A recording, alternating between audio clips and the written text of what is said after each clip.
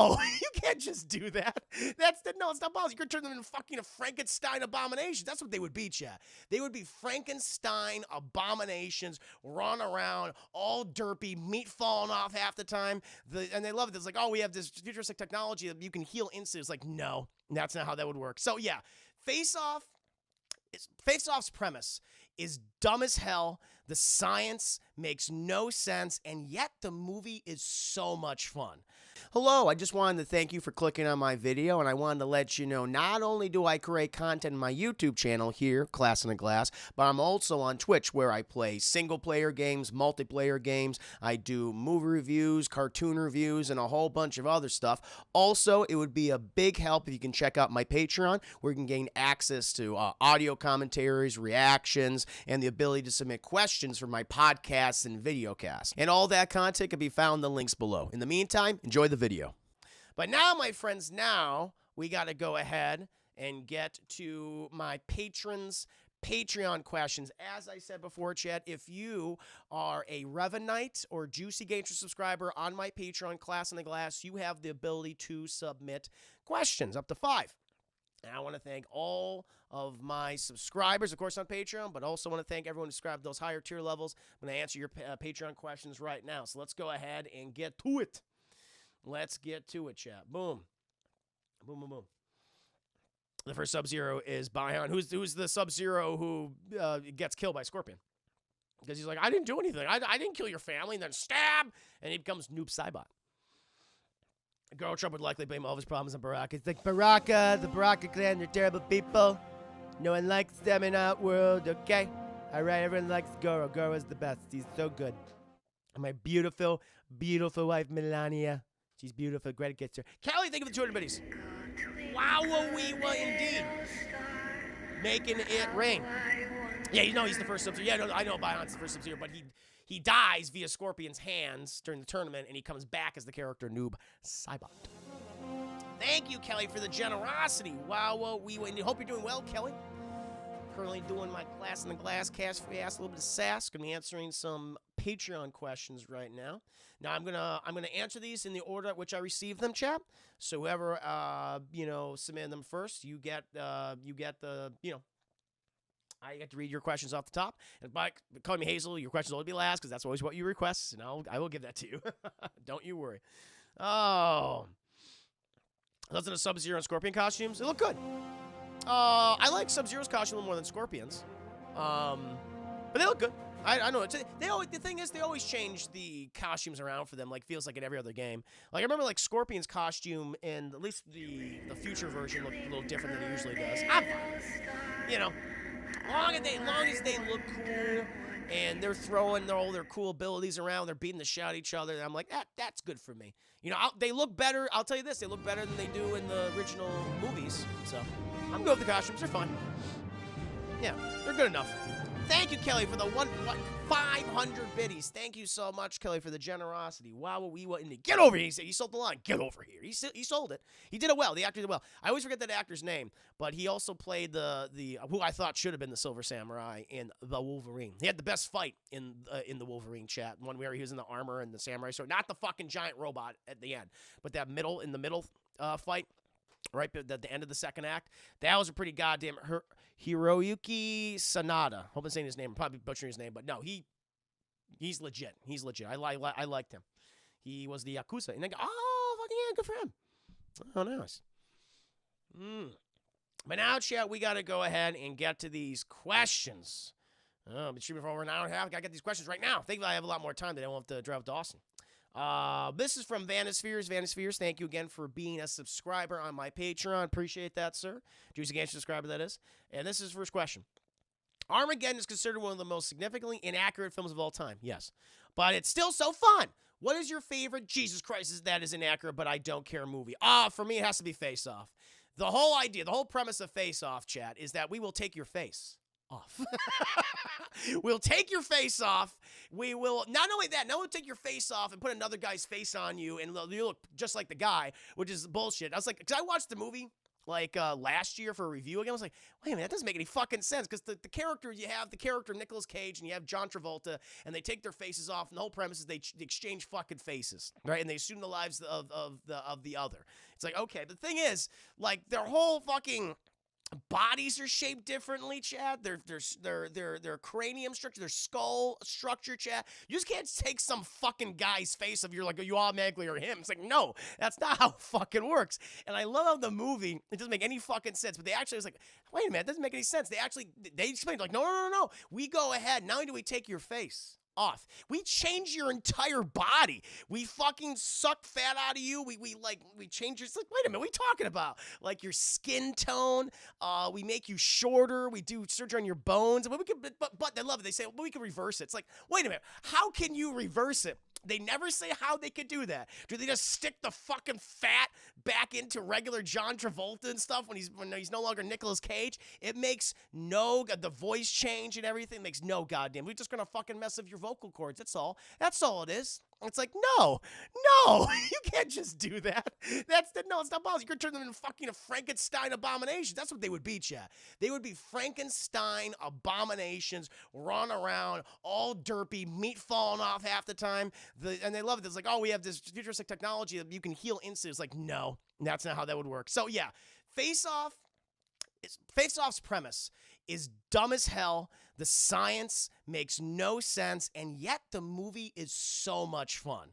Nicolas Cage and John Travolta, they kill it in both roles. Both when John Travolta is a good guy, and then he's the bad guy, because Nicolas Cage is playing him. And then when Nicolas Cage is this crazy, you've seen the fucking memes. You've seen the memes of him from the movie, Chad, just in that priest costume and him grabbing that choir girl's ass and just going, It's like, how is this real? It's brilliant. It's so much fun. It's John Woo's best movie. All the fucking doves and shit, chat. Brilliant film. Brilliant film. Can't get enough of it. It's so funny, unintentionally funny. It just works. They live and they embrace that. They embrace how we know this is stupid, but we're selling it on these two actors who are they're both at 11. They're both at 11, but the action's going to be really good, and you just can't help to fucking be charmed by each of them because they're so weird. And the things they do is like, that doesn't seem natural at all, but like you go with it. It's a fun film.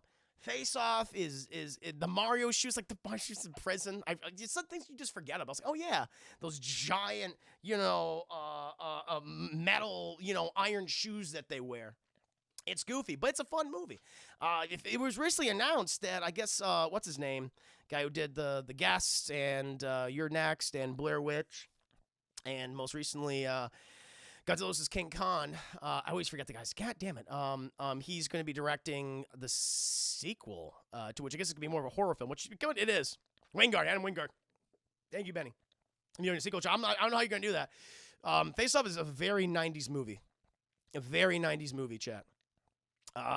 And you cannot take it seriously. I mean, maybe you could do the horror approach, which again will be a Frankenstein abomination thing, but you could go in that. That's the only other way I could see you doing it, something different. Otherwise, you have to make it thoroughly fucking ridiculous like the original film. So, but yeah, Charles is almost 70. Well, honestly, I would love if they bring Nicolas Cage and Travolta back. Just like, who fucking cares? Yeah, we know they're both dead, but you could just take their faces off and put them on other people. Oh my Lord. Yeah, that's my favorite. What about the rest of you guys? Use mine's Max Payne. It went from the game, but I enjoyed it a lot, though. Fair enough. 90 Rotten Tomatoes. Yeah, it's a goddamn good movie. It's goddamn, but it's thoroughly ridiculous. Yeah, it's a microchip in your vocal cords. It's just microchip. That's all it is. Just put a microchip in there. Just put it in the meat, chat. You're good. Oh, my Nicolas Cage is that good of an actor. You all take that back. No, he's a good actor. No, Nicolas Cage is a great actor. He is. But he plays very over-exaggerated characters a lot of the time. He indulges in the camp. And sometimes to great effect. Other times not so much, but sometimes to great effect. Most of the time, I even say. Okay, the new Mortal Kombat trailer showed some of the worst actors on the market. But I still have high hopes. Oh, shit. I'm not familiar with many of the actors in the film. I know Mehcad Brooks is playing Jax, but I like the trailer a lot. I dug it, for the most part. I think his face came out like 97, right? Besides, I love the movie. It still makes it makes no sense. Yeah, it was like around that late 90s movie. And Wingard will not make a horror reimagining of Face Off. I think he said it'll be a sequel to it, having the action. Okay, cool. Maybe Looper for you, Casfe? Oh, yeah. Time travel in general, that's a good one. Time travel does not make sense. It just never does. When you think about it, it's like, wait a minute, this doesn't work. And it's best when you do a time travel story just not to explain the science, honestly, because the logic will fall apart. Look at Endgame. Like, I love the ending of Endgame and Captain. It's like, wait a minute, you established this, but how did this happen? It's weird. It's weird. It's complicated and doesn't work out. Maybe not, but it's like, as long as my whole thing of time travel is as long as you sell it on the emotional level and not the science level, then you're good. That's why something like Back to the Future works so well. You didn't sell it on the science. Who gives a fuck about the science? Who gives a fuck about the science of Looper or the science of any time travel movie, Endgame? It's like, if you're able to sell it emotionally, then you succeeded. I'm never going to hold someone to task on, like, make time travel make sense. Make this thing that is not possible make sense to me. It's like, you can't do it. So you got it, Bill and Ted, Terminator, yeah, anything. If you can just sell on me on the emotion of the time travel story, then you've succeeded. That's all you need to do. I'm never gonna hold someone to task for that. Because if you do that, it's like, oh, come on. That is ridiculous, I think. Yeah. Looper's a badass movie, but I agree the time travel is very common. Yeah, I mean, it always is. It always inevitably is. This is the way it is. Yeah, it's a good question. 12 Monkeys too. Yeah. Mm-hmm. Star Trek Go Night. Star Trek yeah. Star Trek yeah. Yeah. I mean, time travel stories can be fun, but yeah, you just got to go and going like, this is going to make any sense. But if you sell it on this other thing, not focus on the science, then you succeed in my book. But yeah, good answers, Chad. Good answers here. Yeah. Mm-hmm. Very nice. Very nice. Based on Broken Arrow. I don't think, have I seen Broken Arrow? Is Broken Arrow the one with Tommy Lee Jones? Is that one with Tommy Lee Jones chasing after, what's his name? From, oh, God damn it. Benicio del Toro? Is that Broken Arrow? I don't think I've only saw that on TV, like in clips and stuff. Broken Arrow is the one with Travolta's bad guy, Christian Slater. Nope, I did not see that. Never mind. I don't know what I was talking about. Yeah. Time travel as a plot point could be a double-edged sword. Most definitely. Wizard of Oz. Was it a dream or was it real? Yeah, we don't know. The Hunted. Okay, so I was kind of, I knew arrows were involved. Yeah. Very good.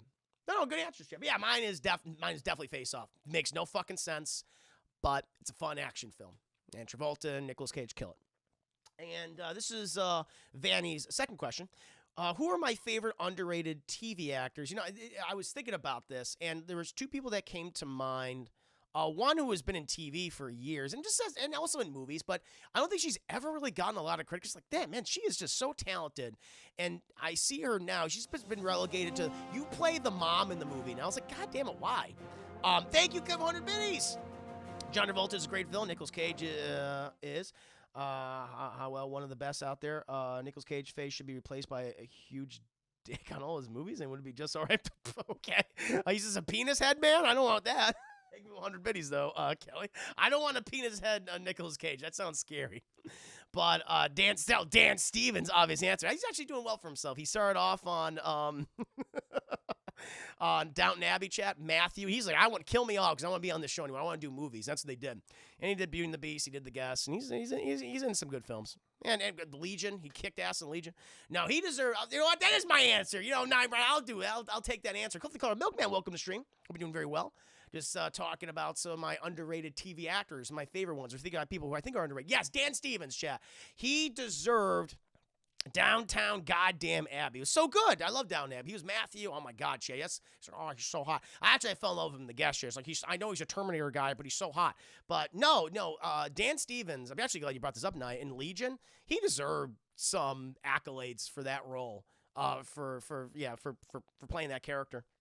And it was a goddamn shame that he did not get it. Legion's an excellent show. Legion's a very good show. The Rainmaker, welcome to stream. Hope you're doing very well. Good to see you. Currently answering my patrons' Patreon questions. But Dan Stevens definitely is up there. But he's doing well for himself. He's been in movies and things. But my other two people, and I was just thinking about this the other day, because I was just, she's been working really in TV for goddamn nearly 20 years, I think. But now she's just, and she's been a fantastic voice actor too. And now she's just, you're play the mom. Anytime you're cast in a movie, you're the mom. Even in films I like. But Judy Greer, chat, I think is really underrated as a dramatic and a comedic actor. You probably, she's been on Arrested Development chat. She played the crazy secretary to George Bluth in that with the nips and everything. She's been a voice actor in so many cartoons over the years. She plays Cheryl/Carol in the Archer series.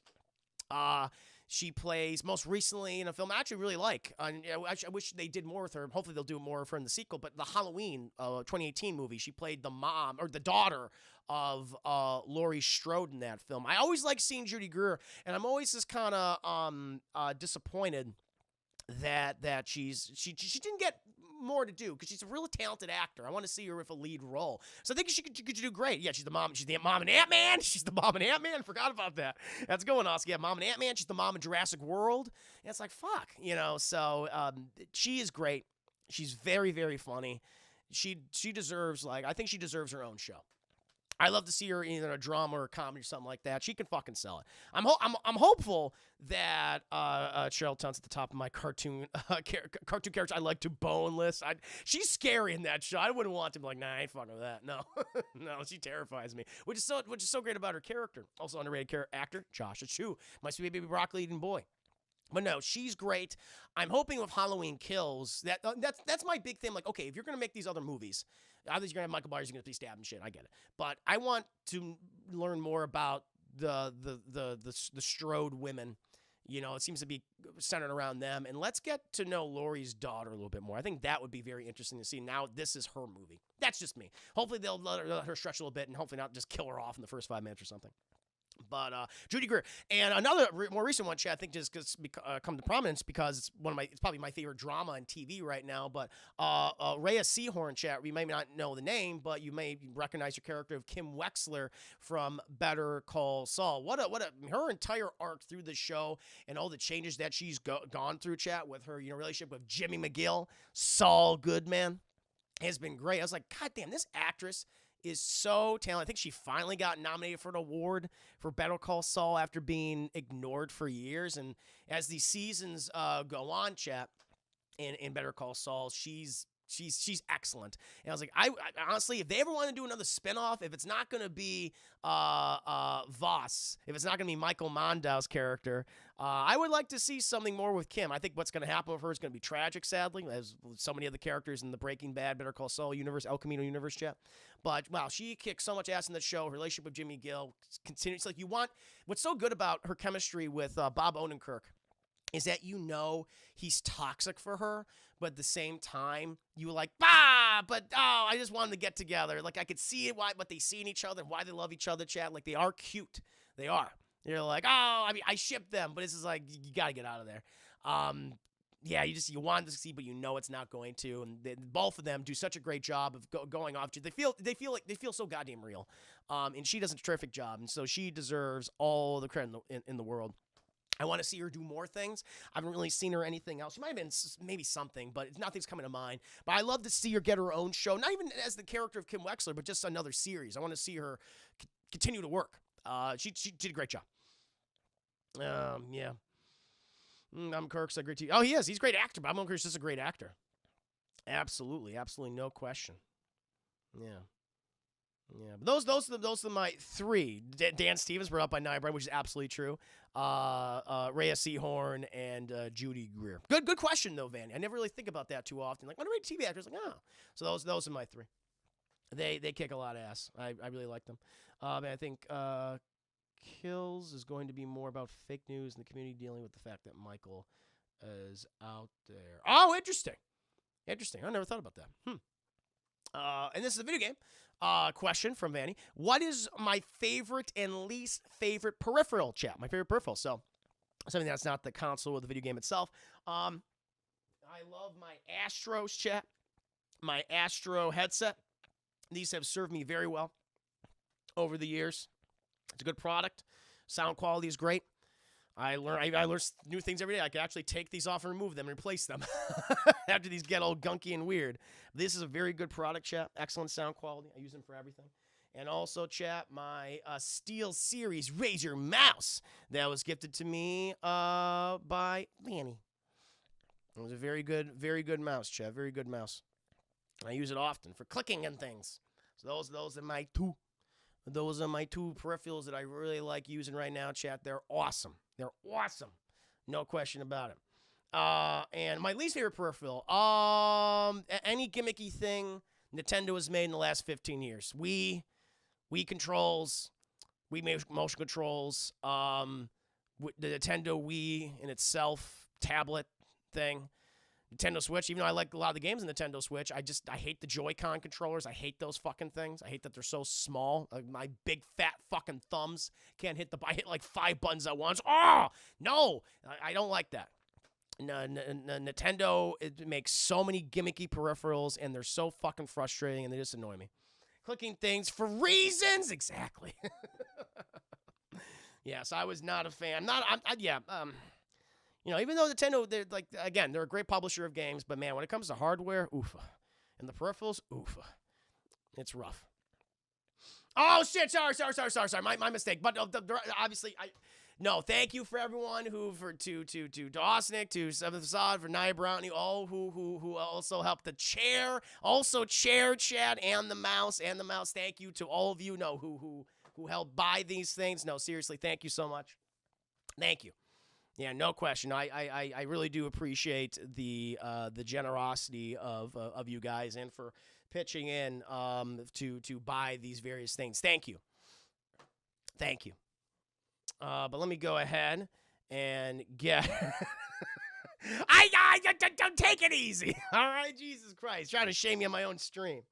All right, I know other people. I did it for Vanny. I said Vanny because I think he was his question. All right. I'm trying a cherry emote with baby. I'll get a cherry emote. Chris Vanny is my favorite Herman. All right. Content creator. Who has been a major inspiration as a content creator besides DT Crew? I mentioned this a couple times before. But I used to watch a lot of Achievement Hunter, Rooster Teeth back in the day. They were a huge inspiration. I mean, like these guys that literally started in an apartment creating content. It would be References Blue. And then later on was Achievement Hunter and more video game focused stuff in like that original Crew of People chat. I know the other additions they made along the way. But, Jeff Ramsey, Jack Patillo, Ray Narvaez, Michael Jones, Ryan, Hayward, and the other people they brought in there eventually too. Obviously, they've gone through a lot of changes, a lot of controversies, chat over the years, sadly. But their content inspired a lot of people, and they made me want to create content centered around video gameplay. And I've been able to execute that. I've been able to do it for a living, so I would not be where I am right now without their influence. And I imagine a lot of people feel that way too, but definitely Rooster Teeth and definitely Achievement Hunter. And again, I know that they have gone through many controversies recently, but I do appreciate what they were able to do when it came to inspiring people. Also, Game Grumps chat. Game Grumps is huge with Dan Avedon and Aaron Hansen. They're just wonderful, dynamic, but also just that the games they play. It's funny, like they're able to maintain such a quality conversation. Sometimes just devolve into the dumbest joke imaginable, but it's always consistently so entertaining and fun. No, the Game Grumps have been terrific with their content for years. I really admire Aaron Hansen and Dan Avedon. Even their outside work, even stuff they that is not even video game related. Like their variety stuff that they do, their power hours, or Dan Avedon's music. They do great work, and so I've always really admired them. And another offshoot from Achievement Hunter, Ray Narvaez. He did leave Achievement Hunter, I think, after 2 or 3 years, maybe even less than that. But I guess a little less than 3 years, maybe. And he did his own Twitch channel chat. That was what his passion was, and he produces great work. I really do admire him and his community, and his aesthetic had a huge impact on me. Faye Lynn, who I've mentioned before, chat, I've rated her in the past. Faye Lynn, she's a quality streamer, chat. She's a voice actor. She does great work, has a great, passionate community, very friendly community. I really admire that for like 2 streamers. And in terms of some other content I've been creating over the last few months. Yeah, I love Riff Tracks and Mystery Science Theater 3000, where they put so much effort and time into crafting their commentaries. Shit, like they watch these movies over and over and over and over and over again. They had all these scripts laid out and everything. But I've always liked their content. I've always liked the idea of commentaries and hearing directors or actors talk about their work, or producers or writers and things. And like, yeah, we're gonna share little details here. Like I always point out, like, you know, this kind of goes hand in hand with Mystery Science Theater and Riff Tracks. Like, I love John Carpenter's commentaries. You know, I love John Carpenter, chat. But, like, when he did, like, fucking The Thing commentary and Big Trouble in Little China commentary with Kurt Russell, and all they're doing is just fucking drinking and joking the whole time. It's great. Like, you can literally hear them. You can hear John go, I'm going to go be right. I'm going to go to my fridge and get some more ice for the whiskey. You can hear them putting the ice cubes and filling up their glasses. They're watching these movies that I love. So that had a huge impact on me and wanting to do commentaries and talk about these films and why I like them, or reacting to certain scenes and why I think the scene works, why the scene doesn't. Like, these are the things that really stand out for me. You know, those couple things. I can't let when my fiance left me, she gave me back everything I gave her. But when I asked her for the Wii, I bought from both of those. She said, "Oh no! Well, man, I'll tell you what, Wii's not too bad. That's not a big loss. That's not a big loss. I'm sorry about that, though, Kelly. I'm sorry, but honestly." You can write that one off. You can write that one. There are so many more better consoles out there. I can definitely say that. Yeah. If DT got to set up an interview with Aaron and Dan, I bet Corey would let you conduct the interview. Ah, man. I don't know. I love to talk to them. The thing is, whenever I do interviews, I think Corey does a great job of not. I love that. The best interview I ever did was, I think, for only oneofus.net, where we interviewed Christopher Randolph, who's the voice of Otacon, and just a general voice actor in Metal Gear Solid and other projects. And we tried not to just ask the same questions. I think Corey does such a great job of not doing like, so, you know, all the generic shit. And so I would definitely want to do the same thing with them. But yeah, no, they produce quality content. Now, thank you. I do appreciate that. They're so funny. Agreed. I love their content. Yeah. I am straight dissing the Nintendo. Yes, I am. Yeah, that thing was a fucking shovelware console. God, so much crap on there. So much crap, chat. Oh. Are you doing great for himself on Twitch? Absolutely, no question. No question about it. Yeah, but that I hope that answers my question, your question, Vanny. So, Achievement Hunter, Game Grumps, Ray Narvaez, Faye Lynn, Mystery Science Theater 3000, Riff Tracks. Those are the big inspirations for me and what I do with my content. And this is Vanny's last question right here, chat. This is from Vanny. You've mentioned that you embrace a minimalist lifestyle. How has it helped you as a creator, and how has it made things difficult? Well, saving money. You know, doing this for a living. You know, it's. I wouldn't say it's like it's more difficult to have a job, but you know, there's certain things with, like, you have a day job, like you have access, like my previous day job, where I got health insurance, I had dental insurance, all that. Now I'm paying for that now because I already had that with my job. Now I'm paying for that, so there are certain things. So saving money. So with this, I've been able to save money. I've been more frugal. I've been smarter with what I spend on. You know, trying to live that minimalist lifestyle, realizing I just don't need certain things, or I just need this equipment and I'll be good, I'll be set. And that can apply to anything, chat, whether it be anything to groceries or just equipment you need to stream. Like, those are things that stick out in my mind. Thank you, Cliff, 100 biddies. Appreciate that. Thank you. Trying to think what else. More organized lifestyle, I think. In order to maintain just a clear head about things and not be so frantic and frustrated and stressed out, is to be organized, know where everything is, so you're not running around, so that saves you time. So that's one of the other benefits of a minimalist lifestyle.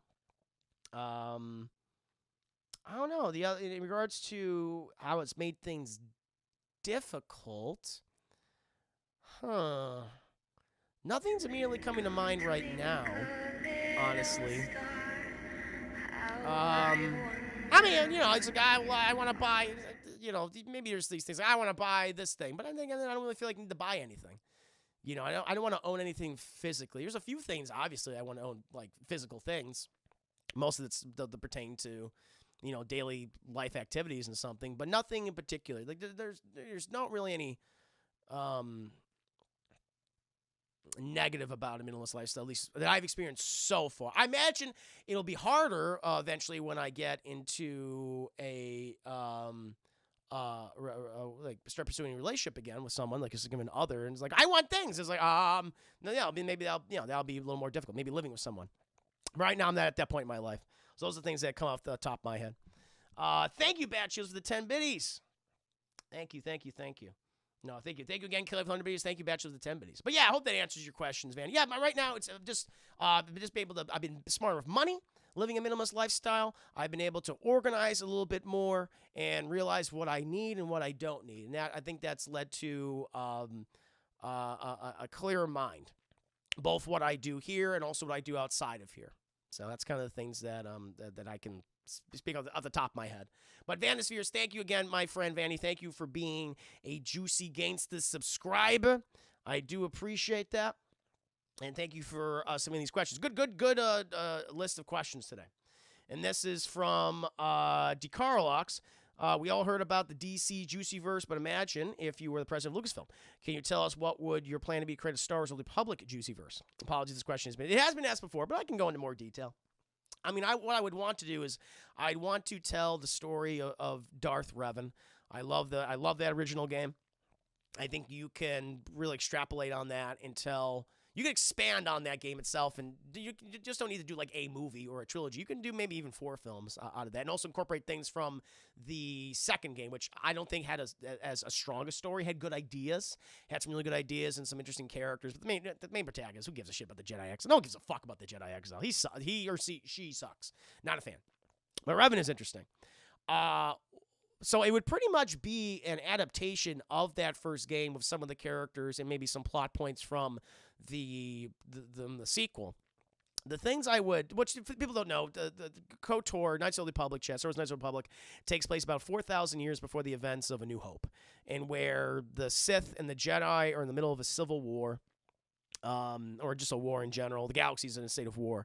And where you have thousands of Sith, and Darth Acolyte shed, and you have thousands of Jedi always fucking going at it, and it's throwing the Jedi in the chaos, and throwing the galaxy in the chaos, and you have this one individual, Revan, who was a Jedi general, who went out there, like, when the Republic was being overrun by the Mandalorian shit, when they were conquering the galaxies, when they're at the height of their power, their zenith. The Jedi were like, nah, we don't gonna help. We're not gonna involve ourselves in conflict. Vernon's like, fuck that. I'm gonna help you. People are dying. He went out there and he fucking beat the Mandalorian shit. That's what he did. But he saw the corruption of the Republic during this time. He saw the corruption of the Jedi. He said, you know what, fuck you people. And he left. He just like, I'm taking all my resources, all my fucking fleets, all my people, and I'm getting the hell out of here. I'm heading to Cal Dodge. He was left for years, shit, the unknown region. He came back, and he's like, I'm a fucking Sith Lord now. This is my fucking metal-faced apprentice, Darth Malak, okay? And we're going to conquer the goddamn galaxy in the name of the Sith. And they're like, what? And the whole premise of the game is, you're like, okay, that's kind of like the background. That's the setting, what happened. Then the game starts out where you play this unknown individual who you wake up on a ship, and you're like, what the fuck's happening? And you find out you're under attack by Darth Malak's forces. Darth Revan was killed, I guess several weeks ago or a month ago, Chad. Like, and he was betrayed by his apprentice, whatever. And you have to work overtime to get these certain people, and you have to find this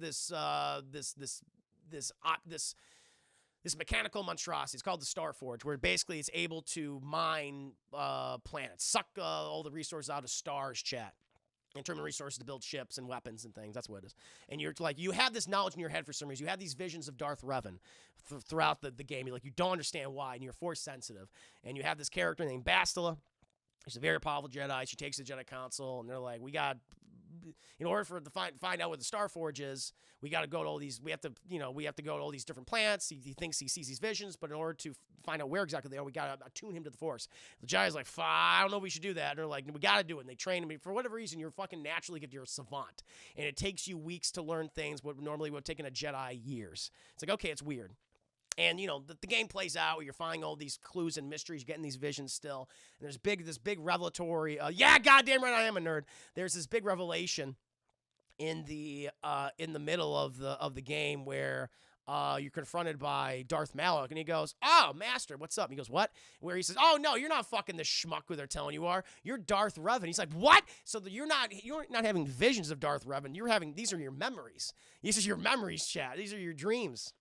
And it's revealed that you didn't die aboard your starship. What happened was, Malak tried to kill you, but you were knocked out. You were injured in the process. And Bass and the Jedi, they took your fucking body, and they just fucked with your head, man. They gave you a new personality. They extract all these memories. They did a Frankenstein job on your brain. And you're like, holy shit. Like, you realize you're this person, you're this, this dark lord of the Sith, this genocidal madman or hero to some, warlord to others, hero to some other people, chat. And you're like, you have to make a decision what you want to do. And I think that's a really fucking interesting story. It also shows the Jedi in a really negative light, and also shows the Sith in obviously both negative light. That's a cool story. I would change it up where, because it's kind of weird that like this guy is just like, he's just some random schmuck and he has all these visions. He's just a soldier in the Republic Army, and you're able to learn all this force powers. Like, I would change it up like the beginning. It's like he was like I would have the whole personality thing. Like, the Jedi took you and they reworked your fucking brain and made you someone else. I would have it be where he was a Jedi, but he left the Order because he got disenfranchised. And he comes back. It would make more sense here, Chad. It would make more sense. Like, we can't train you. You left the Order, so fuck you. Because, like, I have these visions for some reason. I have to help. So, and they train you a little bit more. And so you'd be like, oh, I have all this power now. That would make more sense. That would make more sense, Chad. That would be a big thing. And I would include some other characters from the second game, like Kreia.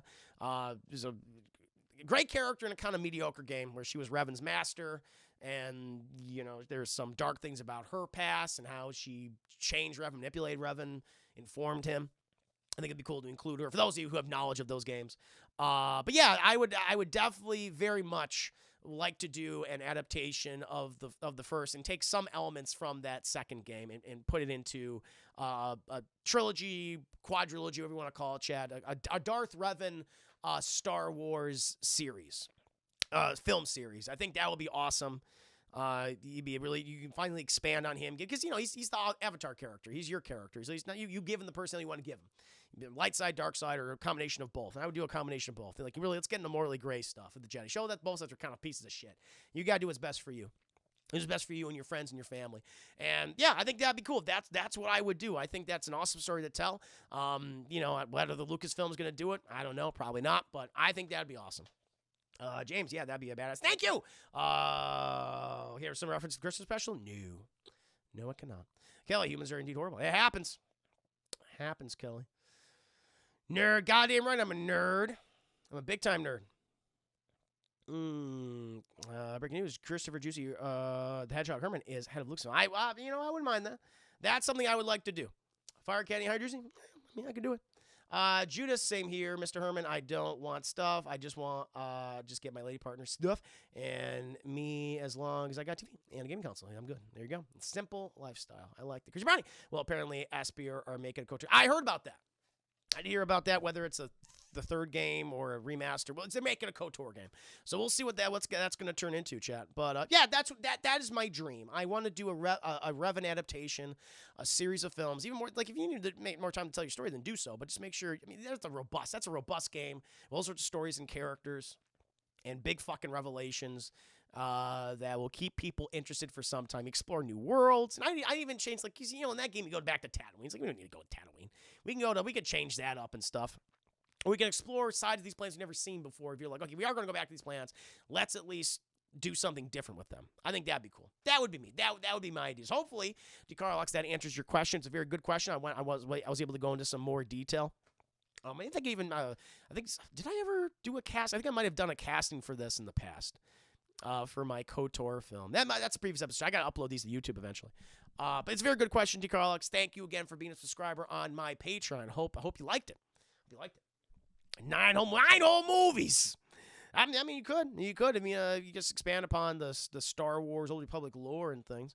I think you could do 4. I think you could do like a series if you incorporate story stuff and character stuff from the second game. I think you can do for like 4 movies. I think that'd be awesome.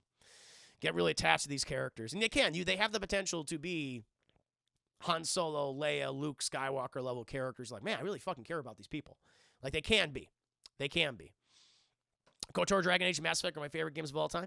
I'm a big Dragon Age fan. I'm a big Dragon Age fan. But yeah, KOTOR and the Mass Effect trilogy are always going to be it's close to my heart. It's close to my heart, Jews.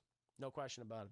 That's why I love Star Wars. You use so much to explore. Exactly. There's so much you can just cherry pick from and adapt. And looks like they're finally doing that stuff with Thrawn and things. Grand Admiral Thrawn, which I'm so glad. Yeah, they're doing. You know, it's a mixed bag with them right now, but I'm glad they at least got Thrawn in there, and hopefully we'll see some of KOTOR someday. It'd be a lost opportunity if they don't, and hopefully we'll be getting a game at the very least. I mean, at this point, I'd be like, I don't know. I don't really know if I trust them to do another movie, but game, yes, yes indeed. And this is some questions, chat, from Austinic. Austin got some questions. I had a really good sandwich for lunch today. I want to know for you, what is the perfect sandwich? Bread, meat, veggie, sauce, how it's prepared, what kind of sandwich? Question. You know what? You can, even with the simplest ingredients, you can make a really good sandwich. And I gave some thought to this because there's all sorts of things you can do, chat, all sorts of meats and cheeses and sauces. No, but you can make an excellent just go-tos like that. Will fucking that'll make you out. You can put that in your tummy, chat, and you're gonna be satisfied. And this is what I came off the top of my head. Like you can go for some chicken. I'm talking like real authentic, like grilled chicken, chat. Like came off the grill, or maybe you did in the oven, like roasted chicken and or turkey breast or something like that. Turkey or chicken breast, right? You slice that shit. You slice it big. I'm not talking like thin. Fuck that thin shit. No, give me thick. Give me 3C thick chicken and turkey, chat. That's what I need. Okay? Or an egg. Maybe you can make a breakfast sandwich. Or maybe even an egg. We'll put the egg on it. But like the chicken, turkey breast, chat, let's keep it that. Other meat, crispy bacon, chat. Now I'm talking about the bacon is kind of cooked. No. I want crispy, like I break. It has a crunch to it. I want crunchy goddamn bacon. Roasted turkey, and or crispy bacon. All right, extra the cheese. Yeah, always gotta add cheese on this. Some of you don't need cheese. You don't want to add dairy. I understand, but I like extra sharp white cheddar cheese, not that fake shit, not that American cheese shit. No, extra sharp white cheddar cheese. You know, like that's pretty goddamn. That's some good stuff right there. Don't mind that. Or blue cheese. I'm a big blue cheese guy. Like crumbled blue cheese. I'd be fine with that too. But let's just go. Keep it simple. Extra sharp white cheddar cheese. Good stuff. Romaine lettuce, simple, crunchy, crisp. Romaine lettuce, chat. Can't go wrong with that. I like a little crunch in my sandwiches. Tomatoes are I like tomatoes are solid. Let's go with tomato. Not sliced tomato, chat's good. But I switched it up a little bit. Get a little red in there. Get a little color in that sandwich. Roasted red peppers, chat. Whether they be on the grill themselves, maybe they've been marinated in a whole bunch of like olive oil and garlic and other spices, chat. But the roasted, thick, juicy peppers, chat. Put that on the sandwich, okay? You got it. You got the garlic already in there, chat, with the roasted pepper, maybe little garlic's little slivers. Maybe they're already cooked. Maybe they've been a little sauteed, like in a pan or something like that. Or put them in the pan. You heat them up a little bit. That's how you do it. And then you can put some mayo on there, chat. You can do some mayo. Mayo's fine. I know mayo is just like, mayo, white people spread. No, mayo's good. That's how you use it, chat. Like a good, nice layer of mayo on the sandwich. Or Russian 1,000 Island dressing. Can't remember if that's pretty goddamn good too. But I'm going to go with mayo. Let's keep it simple. And on a toasted sourdough bread, toasted sourdough bread's excellent. Or a Kaiser roll. Toasted, of course. All right, let's make it toasted. Not fucking eat it soft, toasted. Nah, fuck Miracle. No, goddamn Miracle. Fuck it. Get out of here, that Miracle Whip bullshit. It ain't fucking mayo. It ain't mayo, all right? Hellman's. All right, Hellman's. Let's go for eggs. I don't know what the fuck's in Miracle Whip. It ain't eggs, I can tell you. No, let's go with Hellman's mayo. Very simple. And then toasted sourdough bread or toasted Kaiser roll. Sourdough is very underrated. I'm a big sourdough fan. Highly recommend sourdough. But that's what you do. And if you don't want the chicken or turkey, chat, maybe want something a little lighter, an egg. A nice, you can do a fried egg, an egg, sunny side up. Very, very easy. Do it that way, chat. Nice breakfast sandwich and or lunch sandwich or dinner sandwich. That's what I would do. That's all you need. Very simple ingredients to get. Not hard to make. Not overly complicated either. Like you make that kind of sandwich, you're gonna be you're gonna be satisfied with yourself. And then on the side, if you want, maybe a little potato salad, maybe a little macaroni salad, a pickle. I love dill pickle shit. Maybe a good dill pickle. Maybe some. Maybe if you don't want the roasted pepper on there, want that on the side. You got that. And you have the tomato on there instead. You're good. You're good. That is how I would do a steak and egg sandwich for breakfast, Chef. I love that too. I like a steak and egg sandwich for breakfast with some cheese on there too. Absolutely. Caramelized onions.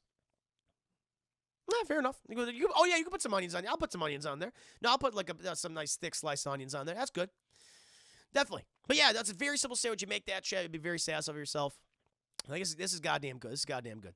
Or I like breast, creepy laughs. Chicken breast or chicken breast. Good ass Mexican tortilla or Italian stuff. I mean, Italian stuff is good. Dill pickles are great. The goddamn condiment king. Goddamn right.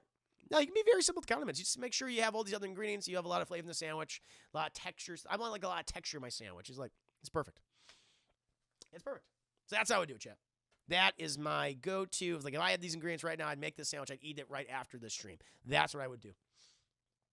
This is Austin's second question. With you dealing with the snow in Texas, what was the worst winter weather you experienced in the past? Any stories of shoveling snow or having to get somewhere in a blizzard? Oh, yeah. I mean, I live in Buffalo, New York, so that was all the time. That was every goddamn winter in Buffalo. It was a nightmare. It sucked. It was hard. You know, it's snow 3, 4, 5, 6, 7 feet in a night. Yeah, it was rough. There was one, Josh might know this. My sweet baby broccoli eating boy. When was that really bad storm? What was it? It was like the October Surprise. It was called it was a dumb name, but it was called the October Surprise. What it was like in 2009? Was it 2009, 2008, or 2010? You know what I'm talking about? It was called the October Surprise, and we had this horrible fucking winter weather, and it knocked out. It was a national emergency. We didn't have power for fucking days. Our basement flooded, and like up to our knees, it flooded. I remember this in particular. And we had to, it was getting so bad. I remember going down the basement in the dead of night with flashlights. It was so fucking cold. And just scooping up fucking water and throwing it outside. It was horrible. It was horrible. That's the one that always, it's not even in a blizzard. I mean, it was just cold. It was snow, and it dropped down so goddamn low. It just took out all the power. And we didn't have power for like 3 or 4 days. It was awful. It was so goddamn awful. I think it might have been like when Josh and I were in high school. I'm trying to remember. It's been so long. It's been over 10 years. So, but that one sticks out in my mind as being pretty bad. It wasn't even a lot of snow. It was just the things inside the house that were falling apart. Even had a friend of mine who his pipes burst the other day. You might know him, Jack. Kyle Scott. Kyle Scott. He put it on Instagram today. Pipe burst and ruined so much of his house and belongings and things. It was pretty bad. So, yeah, when you get water in a house shed, that's a fucking nightmare. Edgy Berserker, good to see you. Hey, Chris, what's up? Hope you're staying safe. Well, I am. Thank you. Happy to have you, Edgy Berserker. Hope you're doing well. Josh says his speed was super. It was 2006. Okay. I was trying to remember. So we weren't even in high school. We weren't in high school yet? No. No, we weren't. I think we got into high school in 2007. I don't remember. It was around that time. So, yeah, 2006, Jay. Yeah, the October storm. Yeah, it was not a very creative name thing. It was goddamn awful. Thank you, Josh, for the 6 biddies. Yeah, it was awful. That'll always stick out in my mind. So, yeah, the October storm of 2006. Oofa. Big time oofa. We were freshmen. Okay, we were freshmen. I don't remember, man. It's been, it's been 15 years. It's been 15 years. Oh. This is Austin's third question. Chris, how do you keep motivated when you were a student, and what's your advice for students now? Well, Jesus. I mean, I talked about this a little bit briefly. The only thing that kind of kept me going then is this, like, what I'm learning, at least it could potentially get me a job in the future. That's a big thing. Not even by how well I did in the class. I always tried to do well in the class, shit, always. But I think back now of hindsight, it doesn't fucking matter. You know, really what it is if you make the contacts you need, what you do outside of school, you grease the right wheels, you meet the right people, that's what's going to get you these jobs. You know, they're not going to pay attention to your goddamn grade. They're like, oh, magnum cum laude. He's like, that's great. But, you know, what have you done with your skills? Why don't you go to a job? What have you done with your skills? What have you done with these things? Learn as much as you can. And if you can start making money on your own, like whatever you do, like before you graduate college or something, like that's good. That's really good. That's what you got to do. But just get the mindset, like what I'm doing could potentially lead to a career or will lead to a career. I already have it set up where I'm leading to a career. Just don't go to class. I'm telling you right now, I've seen this happen. Just don't go to class and that's it, because it's going to be fucking hard. It's going to be really goddamn hard. Already get involved in things outside of this. Okay? I'm not even saying even for what I do. I'm saying for anything. Like, make those contacts now. Get those internships now. Make sure you set up these jobs now. It's very important to do so, because just because you have good grades, like, yeah, it doesn't matter. It really doesn't matter. It helps a little bit, but not as much as you think. The Rainmaker, thank you for subscribing. Again, happy to have you here. Greasing the right wheels. Goddamn right. Hands. We don't know what I fucking mean. You guys, it's all about experience. After I graduated, it took me a while to land a job because they all look for me. Exactly.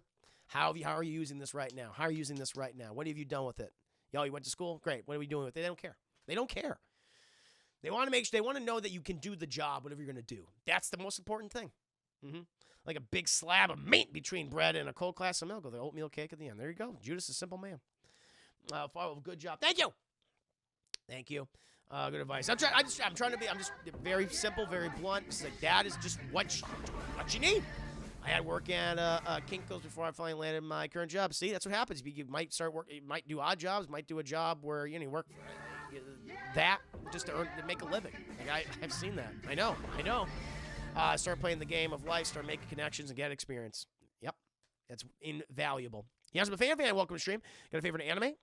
Minor Nichioju, Assassination Classroom, Azumanga Deo, and Great Teacher Onizuka. Cowboy Bebop. Cowboy Bebop is always going to be my number one. Samurai Champloo. Dororo. Those are the big ones for me. Those are the ones that really appeal to me. I don't know about the animation and story level. Any advice if you didn't do the things you said? Well, do those things now. Get in contact with people right now. There's nothing stopping you to get in contact with people and showcasing what your skills are. But you gotta put yourself forward. That's the thing. You gotta put yourself forward. Don't, sit there in the back.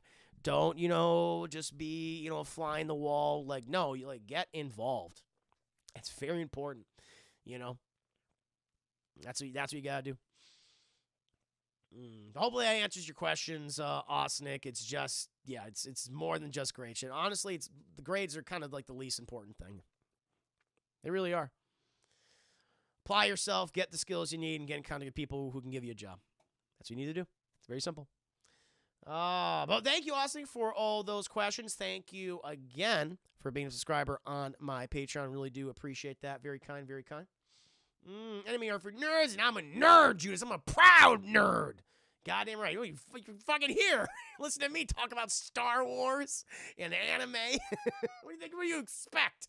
There's gonna be nerdy talk here. Oh, man. Here's a question, Chad, we got from Corbin. Corbin question. Before you became a full-time streamer, what was your previous job? I talked about this before. I worked for Texas State University, college administrator. Worked for the agriculture department. Very boring, very simple, steady, paid well, had benefits, didn't like it, didn't care for it. But college administrator, that's what I was. Corbin's second question. What do you of the argument between? What do you think of the argument between practical effects and CGI effects? I have pros and cons about both things. I want to hear your opinion. Well, I think practical effects typically age better. And look more natural, but they're more expensive, and they're more timely. That's why you see so many directors just go and use CGI. That's why you'll never see, like, Ridley Scott, like, I always make a comparison. Like, look at something like Alien and then Prometheus. How, like, all of those sets, and like, they all look so real and gritty. Because they were real. They were actual sets. Those were screens. Those were fucking buttons you had to turn and everything. The alien was in a goddamn suit. That's why the alien looks fucking great in the movie. You compare something like Prometheus, and it's like, that's a CGI thing. That's a CGI hologram. That's a bunch of touch screens and shit. It's like, what? This doesn't make any goddamn sense because it's easy. It's easy. It's cheaper most of the time. So I understand that benefit. Now, and also CGI, I don't think, and now of course you get practical effects that don't age as well, of course, depends on how good the practical effect is, but some stuff holds up. Practical effects from the Alien hold up, a lot of them at least, not all of them. I mean, there's some scenes like, it doesn't work, or The Thing, like that holds up pretty well. The Fly, Dave Grober's The Fly, there's some great examples. Jurassic Park, animatronics from Jurassic Park hold fucking up, whereas CGI maybe doesn't. Now, CGI does allow you to do things you just can't do with practical effects.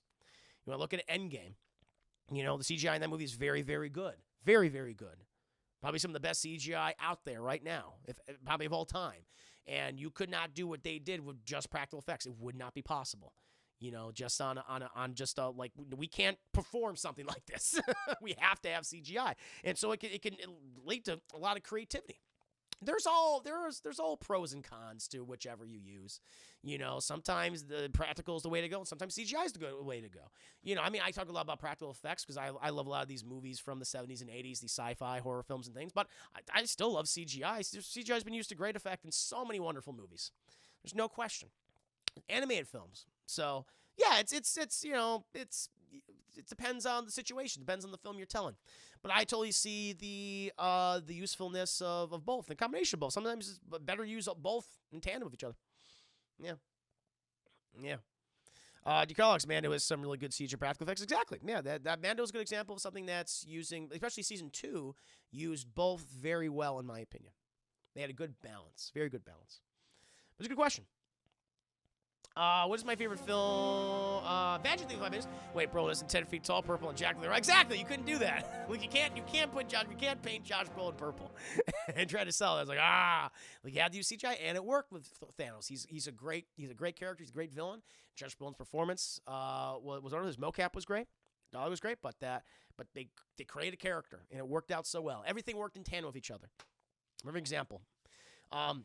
This is Corbin's third question. What's my favorite film and TV show of all time? Wow. Oh, that's hard. Honestly. I have so many shows and so many movies that I love. It's hard to pick one. But okay, if I had to pick like one right now, top of my head, I don't know if it's my favorite or it's in my top 10. Alien. I just mentioned Alien before.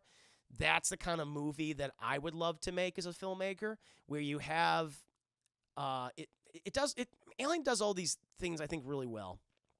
One, you have this group of very talented actors, and they're all playing like really realistic characters. I'm not saying like, you know, their performances are like, oh, these are the best performances in the world. No, they just feel like real people. There's something about their dialogue and through their conversations. Like, you know, the movie, like, they're not pretty. No one's a fucking looker in that movie. No one's just like, oh, they're so hot. And like, no, they look like regular people. Like how when you see them in the cryo chamber, when they get up, you see, what's his name? Oh, Jesus Christ. Kane. You see Kane get up. He's like, he's just ugly as hell. You know, just like you look like, you know, because he just got off from a long sleep. He got bedhead and everything. And just like, oof. And everybody else, and how everyone talks to each other. You get the sense there's just like this weird dynamic between everybody, but it all feels natural. You know, there's nothing that feels out of place with anyone. The only that does feel out of place is Ash, and that's because he's an android. That's because he's a new member of the team. But like that movie feels so, the relationships and the characters feel so realistic to me. What the performances are like the greatest thing. And I think all the performances are good across the board, but it's just how they feel so real, and that's what sells the premise of the movie, where you have these fucking blue collar truckers who come across a situation they are not prepared for. And it raises the stakes. It becomes terrifying, where they encounter this fucking creature that the military should be handling, not these guys. We're trying to find it with nets, trying to capture it with a net initially. The aesthetic of this future, this lived-in, grease-covered, grimy, utilitarian future is both horrifying and beautiful to me because it has so much personality. Like, I even love how the movie opens up. We're going through the bowels of the Nostromo. You're going down all the corridors, shit. Everything feels lived in. There's not a single place in that ship that doesn't feel real. It's like, that looks real. That looks real. I can touch it. Everything is practical and has so much personality. The white walls and areas are yellowing over. They're browning over because of the use. It's like, damn, they paid attention to detail. And then the creature design, the alien itself, it's something we haven't seen before. It's horrifying in its appearance, how its conception, that this thing has a breeding process where it has an egg, births this thing attached to your face. You play host to this organism that lives inside your body, which is body horror, fear of rape, fear of sex, fear of pregnancy, bursts out of you and evolves into a fucking killing machine. That is this thing smart? Is this thing sentient? What does it do? You know, we don't know where it is. It's perfectly blending into the ship. We don't know where we don't know where it is, and it's picking them off one by one. Thank you, 100 base. Have you seen that new Resident Alien series on YouTube? No, I'm not familiar with that. I'm not. Thank you, 100 base, Kelly. Uh, and then you have, you know, the whole corporate espionage angle to the movie. You have that coming in there. Yeah, it was like, hey, you're just a fucking cog in the wheel, man. You just got to get the job done. We got to get this fucking alien home. Crew expendable. I love that. You know, the only thing that's really dated about the movie is that one scene of Ash on the table in his head. You know, I was like, that's clearly a paper mache head. Other than that scene, everything holds up. Everything's great. Everything's fucking horrifying. The cast kill it. It sets up so much mystery. There's so much great world building in that film, and a lot of it's just like, we don't know what the fuck this is. We gotta keep going. Like when you see the space jockey with the first, now we know all that shit. It's like, stupid. But it's like, what the fuck is this thing? What's the ship? We don't have no time. We gotta leave. And it's like, what is it? But we can speculate as the audience. And they set up so much mystery, and they don't need to spell it out for you because that's not the focus. It's just window dressing. It's in the background, and it works perfectly. Because what's so simple about the story? Because at the end of the day, why Aliens works to the same degree is it's a story about survival. That's simple as it is. And that's why I think all the other Alien movies failed, especially Prometheus and Alien Covenant, because they want to spend fucking time questioning what's humanity's place in the universe. How is the alien made? I don't give a fuck how the alien was made. I don't care about humanity's place in the universe or finding their origins. It's gonna be stupid anyway. It always is, and it was inevitably. No, survival story in space. These characters who are invested in, who have all their sorts of different personalities. They feel very real. They are caught in a horrible situation. What the fuck are they going to do? That is what works about that movie. And that's why all these fucking filmmakers come in who don't know what the hell they're doing. That's why that movie is so special to me and why that movie works. That's why it's one of the favorites. Yeah, Pitch Black. Pitch Black is a great example. That's another. That one's very much, it's heavily inspired by Alien, but it's a good movie. Very good movie. Benny, welcome to the stream. So definitely Alien. I'd say that's one of my favorite films. You know, if not my favorite film, it's up there. It's my top 10. Just came to mind because I was talking about it earlier. And favorite TV show I talked about before, chat. You know, I love animation. I think Avatar: The Last Airbender is definitely in that would be in the conversations for the greatest TV show, not only animated show of all time, which I think it might be, but like one of the greatest TV shows, and not the greatest TV show of all time. It's beautiful. Thank you so much. Atlo Keys HD with the volume. And Huckleberry, welcome to stream. But not only is it beautifully animated, well voice acted, but the creators they made something so original with that world, add so much personality to it. You're invested in each and every single one of these characters. They're very different from each other. You love their personalities, love how they interact with each other. It's reminiscent of other cultures that we see in our own world, whether it be Japan, Korea, China, Southeast Asia, Native American, Inuit. All that's right in there, and it's so beautifully choreographed. All these things, and it comments. It's an animated show that comments on war and genocide and child abuse and all these other things that you would think, what, these are a part of an animated show for children? It's like, that's what works about it, because it's a great series for both kids and adults. You know, it breaks all those barriers down and goes, this is just a great piece of entertainment. It checks all those boxes off and goes, and it ends perfectly. It tells its story. Boom. There's some other stuff like, I would like to see more. Sure. But for the most part, wow, you told an epic goddamn story that created a beautiful world that people want to continue to experience more of. I do. But it's perfect how it is. Avatar: The Last Airbender is definitely that. Murder Suicide with Korra. Great villains. You know, great character arcs for people who started as villains, and there's more to them than we think. Some people are sociopaths, murderers. What is it good for? Absolutely nothing. Absolutely nothing, Chad. It's a beautiful show. I have no question about that. I have suggested for watch parties. Recent Resident Alien first 2 episodes are on YouTube. Is this an animated series? Because I only do cartoons and movies for the Saturday watch parties. If you want to suggest it for a Saturday review, then please do so for the TV review. But yeah, I hope that answers your question, Corbin. Alien and Avatar: The Last Airbender series. Those are the ones that My Cabbage is great humor. Well, the humor is so funny. Great jokes. Great repeated gags. That's when repeated gags actually work. They space them out. This is following up, very similar to this question here. What is the worst film and TV show you ever have seen? Man, that's a hard one. There's a lot. Honestly, I've gotten to a point in my life that I see a bad movie, it's like I just forget about it eventually. But there's some that stick on my mind. Talking about After the Last Airbender, I think The Last Airbender is one of the worst films I've ever seen. Just a total disregard, almost like indulging in the disregard for the property itself, and like, yeah, I don't give a fuck about this. Everything from the whitewashing of the cast with this very multicultural cast. Fuck that. White people. Except for the bad guys, they can be, foreign looking. They can be brown looking. That's fine. That's good. Those characters that had such wonderful personalities, they're so charming. You're like, oh my god, I love these people.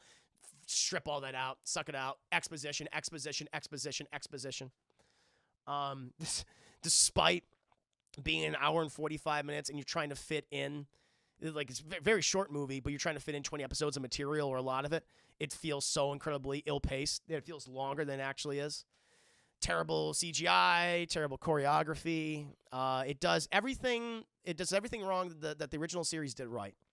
And not only that, but it had another thing about it, that movie, and I think this is a big thing for movies like it. It had an effect on the franchise, the property that it originally is adapting, where I've talked about this before. What originally was going to happen with Avatar: The Last Airbender, what the creators wanted to do, even before Korra, they wanted to do sequel movies, or just specials, animated specials, whatever you want to call them, sequel movies, anime specials, other seasons, taking place after the events of the original series. And Nickelodeon says, no, we can't do that. We can't mention anything with the Avatar: The Last Airbender in it. It's poison right now. And they went on to do Korra. But you saw these stories later adapted into comics. Everything of Zuko's mother, some of these other things, the dealing with other characters like Azula, like they expand upon these other ideas, and so here's what happened afterwards as the Avatar crew grew older, and I'm like, fuck, we could have saw them older and going through these adventures. Shit, we go back to the original voice cast. It would have been fucking awesome to see this. Would have been cool, and we got denied. And I read these comics. These are great comics. These are great books. There's a lot of closure for people. They act as good epilogues to certain things. And like, hey, their adventures are still continuing on. They're not going up against a genocidal maniac anymore, and a nation wants to exterminate the whole goddamn world. But they're trying to figure out this problems still exist, and I really like that. And we were denied that because of that fucking movie. And so fuck that movie.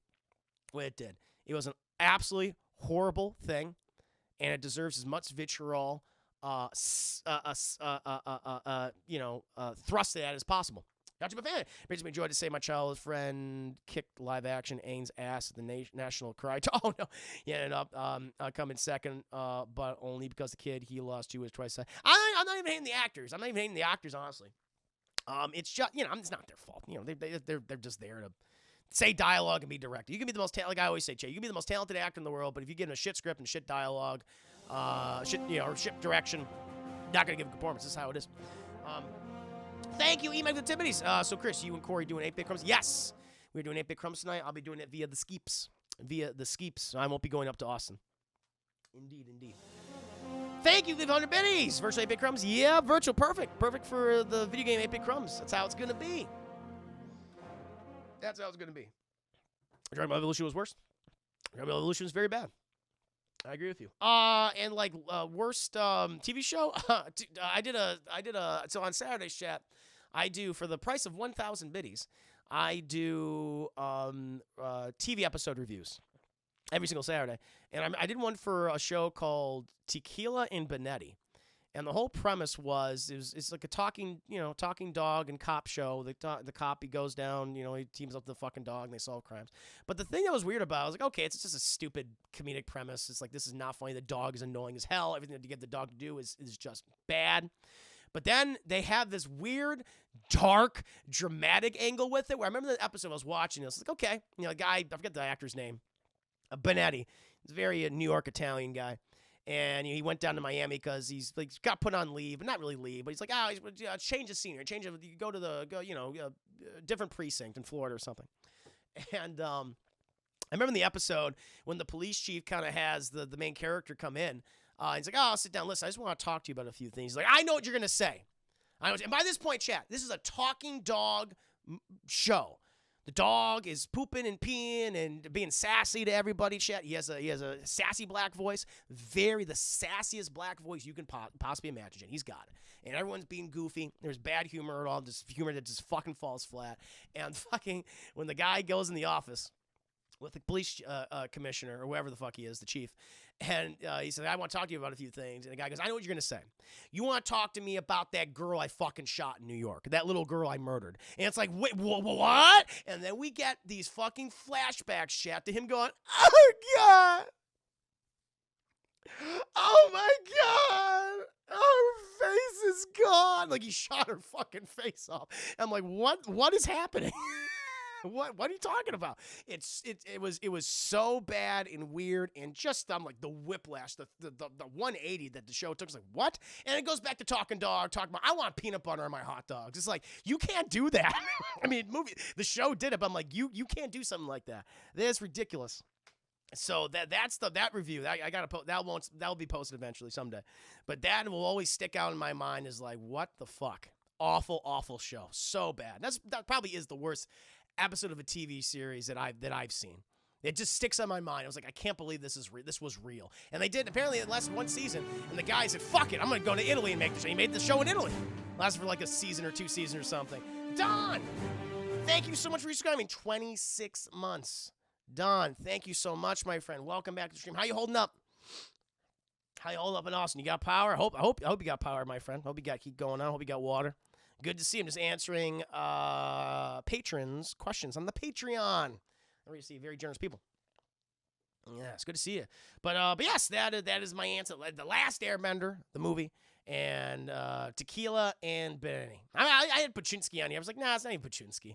It's a bad show. It's a very bad show. But I get like, nah, Tequila and Benetti, that shit got power but no water. Ah, shit. Sorry about the man. Yeah, I didn't have any hot water yesterday. Sorry to hear that. Yeah.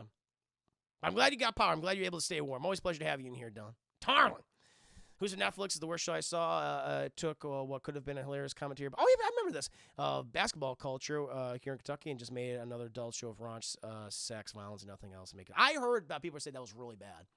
Yeah, it's funny you bring that up. I remember people distinctly saying that. It's okay. I can survive without whatever. Cool. Okay, I'm glad to hear that. Glad to hear that, Don. Oh, and yeah, we have one more question, chat from Corbin. This is the fifth and final. What are some of the most fun, so bad's good films you've ever seen? Oh, Jesus. I mean, more recent one, Fall from Grace. Tyler Perry's Fall from Grace. Hilarious comedy, as we all know, chat. So, but movies that typically are unintentionally funny. So, Fall from Grace is a big one. Cry Wilderness, chat, which which has been a riffed by Mystery Science Theater 3000. Corey also did a bad movie review of that. The whole premise is you have this little kid live in L.A., and Bigfoot is his best friend. And Bigfoot goes to Los Angeles. He's like, Paul, your father's in danger. And he's like, oh, shit, I got to go to fucking Colorado or whatever. And he goes to Colorado, and Dad's like, Dad's all ADR'd and shit. Can't, because this guy can't actually got an ADR him. And it's about this movie about this kid trying to make sure people don't find fucking Bigfoot. And you have this crazy hunter guy who's like killing raccoons and shit and just eating whole onions and using lots of like Hellman's ketchup and shit. It's like, why is he doing this? It's ridiculous. It's a wonderful movie. Troll 2, classic bad movie review. Oh my God. Hilarious film, Troll 2. And The Happening. Man, that's a bad movie to sit through, but there are some fucking gems in that film. Anytime Mark Wahlberg looks confused, which is most of the time, and he's talking to pilot planes, he's like, hey, we're just here. Don't mean to bother you. We just came from outside. We're not messing with any trees, no grass, no bushes. We love you. Okay? Just want to make sure that we have a good relationship before anything happens. I'm like, are you Mark Wahlberg talks to a fucking potted tree for 5 minutes. It's like, how is this real? And the whole scene with the old woman at the end, I'm like, this is fucking amazing. Everything with the old lady at the end is like, this is brilliant. Are you going to murder me in my sleep? What? No! How can you not love that?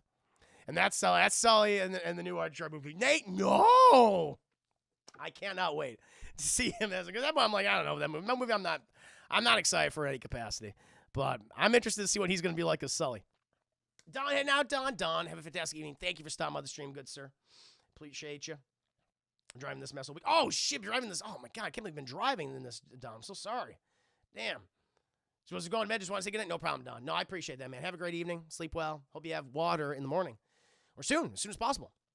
But yeah, those are a couple of times. There's so many. There are, oh, God. So many bad movies that I loved. And I grew up on Mystery Science Theater 3000 and Riff Tracks, and they always made these awful films fun. But those are a couple off the top of my head. I've done reviews for some of these, too. Fall from Grace I've done, along with The Happening. And Troll 2. I've also done Troll 2. That's up there as well. Now, Chad, we're moving on. I will. Now, I'm going extra long today, Chad, because I can afford to. But I will be ending the stream probably around 8 p.m. Central Standard Time.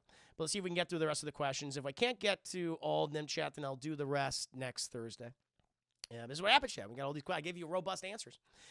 This is from Super Tupac. This is how it is. It's porn. Yes, porn, Mr. Evan. What would be your porn star name? Easy. Juicy.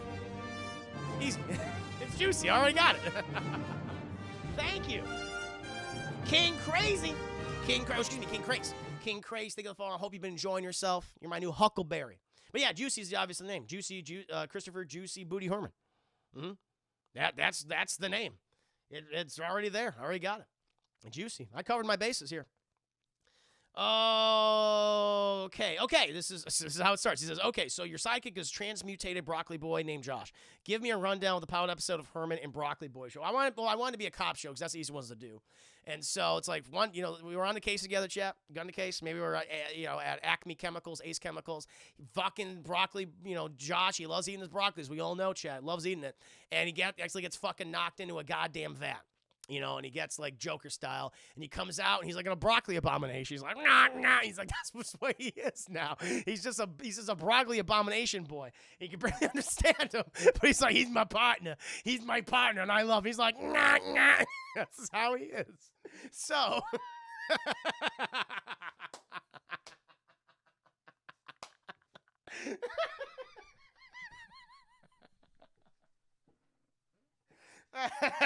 So he's all, he's all, nah. He can't talk anymore. I mean, he tries. He's fucking broccoli now. He's all fucked up. So, he's waddling around and shit. Can't do it. So he's all waddling around. He can move, kinda. I gotta put him in a stroller or something. And we solve crimes. That's how it would be.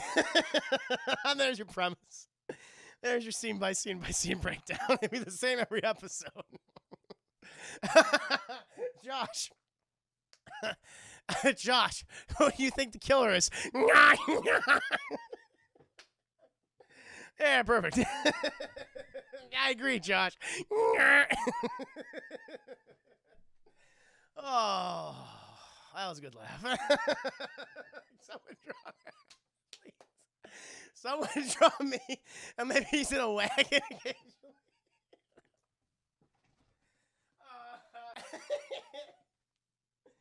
Oh, Lord. Could someone just draw me with, the Josh like in a wagon, like a little red wagon, and he's just this abomination, broccoli boy, and just going, nah, the whole time. Oh, that's a good question. That's what it would be, though. I mean, occasionally he'd solve the murder. The thing is, Chad, even though he's an abomination broccoli boy now, he would solve the case every single time. Somehow. Like, the guy would trip on him, go, oh, what the fuck is that? The killer would have a heart attack when they see him. Leave Josh alone. They asked me a question, what it would be. Hey, tell Super Tupac that. Yeah. I'll do it for you. Yes, do it. Do it. Oh, my Lord. Can you get like a little badge? Like a little badge, too. Eyes going off in different directions. Oh, my Lord. Oh, that was good. That was a good one. Here is, I got to move on. I'm going to keep laughing. So, Tubok's third question. What's the creepiest, most unexplained mystery, borderline paranormal thing that ever happened to you? I stole this from Ask Reddit, in my opinion. I have told this before, I think. I think someone has asked this question, like paranormal thing. So, chat, when I was a kid, it was, oh, God, it was so long ago. Maybe it was like middle school, maybe even high school. No, it was middle school. I think it was like eighth grade or something. And I remember being in the backyard. It was nighttime. It was like during July. No, it was during the summer. It was like summer break. I was in the backyard with my friends. We're just hanging out, drinking, doing pretty much what we're doing right now, joking around, talking about nerdy things. And I just remember, well, we weren't drinking like beers or anything, just, soda and whatever, iced tea, lemonade. But I remember that we were in the backyard. It was a clear night sky.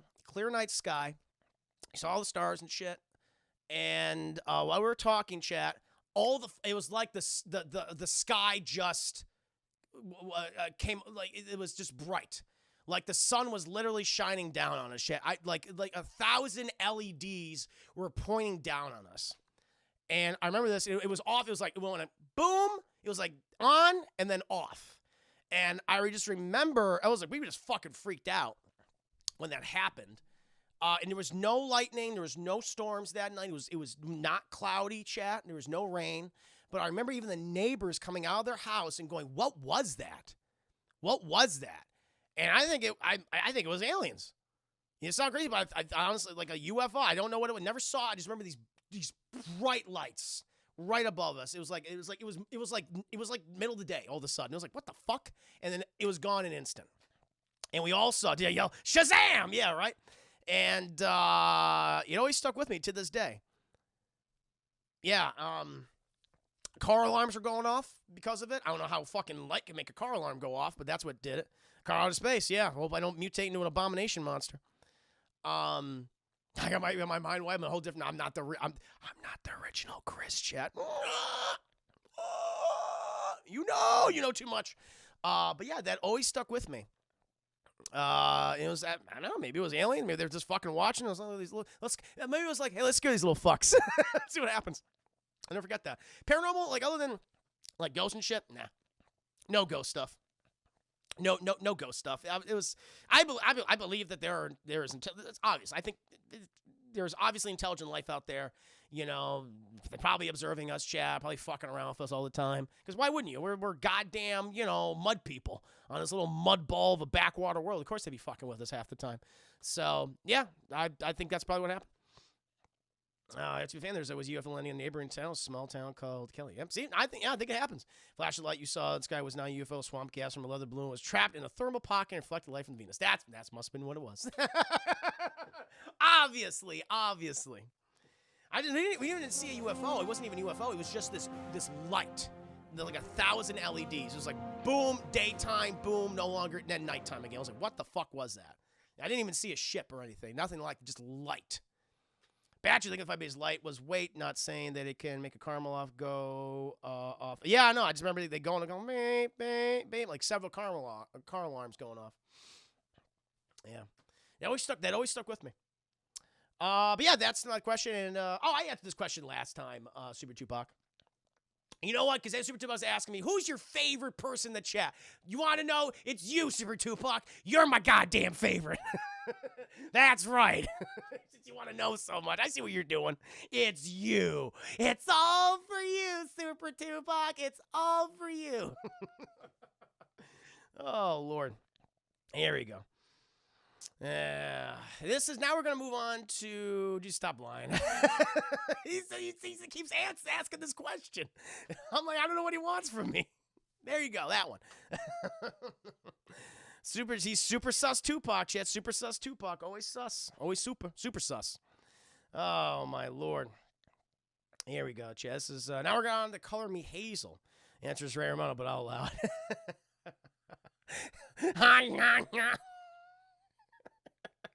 Oh, here's Color Hazel, chat. A stranger performed a random act of kindness for me.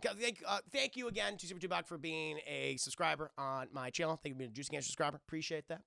And this is from Color Me Hazel, chat. She likes to be last. Try to get through some of her questions right now. A stranger performed a random act of kindness for me yesterday that certainly lifted my mood. What is one random act of kindness a stranger had performed for you that had either made your day or lifted your mood? There's a couple that always come to mind. I remember like in going to college, funny enough, even like right here at Texas State. And, you know, he had a student or a teacher like, hey, I'm going to pay for the guy behind me. I was like, oh, shit. Because we had these little cards. You can pay for your meals, like little swipe and everything, however many meals you get. And I was like, oh, it's very nice. Like, also, I was like, oh, that helps out. Helps out, especially when you're having trouble at school or just stressed out. I was like, oh, hey, free meal. That really does help. A small act of kindness, yeah, you're right, Carmen Hazel. That can go a long way to improving people's day or their disposition, things that they're just going through and just stressed out or dealing with anything. Give me anything. You know, it's one small little thing. I think we'd all be a lot better if we all did that consistently. It's not even it doesn't even need to be like a big, huge thing. It's just a small little thing. Like that can really improve the world, I think. But that always stuck out in my mind. When someone just, hey, I'm gonna pay for the guy behind me. He doesn't even know me. I don't even know the guy. I'm never gonna see him again. It was very kind. Happened a couple times. Up to a fan, old man gave me a bag to my chest. Yeah, it's nice. Little things like that. Little things like that. It's really cool. It's really adorable. Yeah, that's a good one. That's a good one. Perfect. But yeah, no, just having someone just pay for my lunch randomly. It's like, wow. Yeah, sometimes you don't even know. It's like, oh, who did that? It's like, I don't know. It's like, wow, this is kind of cool. Yeah, that's always been very nice. This is a good question, Carmen Hazel. If you were Batman for only 4 hours, how would you spend your time? Now, I thought about this. It's like, okay, well, I'm Batman. I'm Bruce Wayne, too, right? So I would go to as many ATMs and cash that shit out, chat. I want to get some money, baby. I'm going to get some money.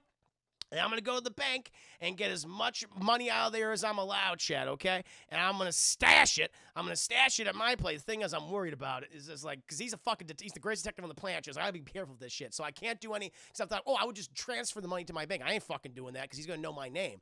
So I ain't letting that happen. So this is like a body swap situation where like I just become Batman, and he's kind of like gone for a bit, but then he comes back being Batman and Bruce Wayne. It's like, I want to make sure he doesn't notice anything. So I would take like a few, stuff that he doesn't, he's a billionaire. So is he going to notice like tens of thousands of dollars missing? So let's say I do like $100,000. That's a life-changing amount of money, $100,000. $100,000 is a life-changing amount of money, even more than that maybe. He might even not fucking notice. That's a drop in the goddamn bucket for him. I take this shit out. And the thing is, I would not leave a paper trail. Okay? I would I have the cash. You have the cash. You think, how the fuck you going to, put in the bank? You got to claim that. You're going to get, you're going to come after you. And you're like, why? Because banks would be like, okay, you put all this money in here. Tax-free money. How the fuck did that happen? All right, you got to claim it. And so what I do is, chat, launder it. And I go to the casinos, and I'd be like, all right, here's $1,000. Give me the chips. Gamble, whatever. Do it one time. I have more money, less money, 800, 1,200, boom. Get out of there, put it in the bank. That's how you do it. That's how you fucking beat the system.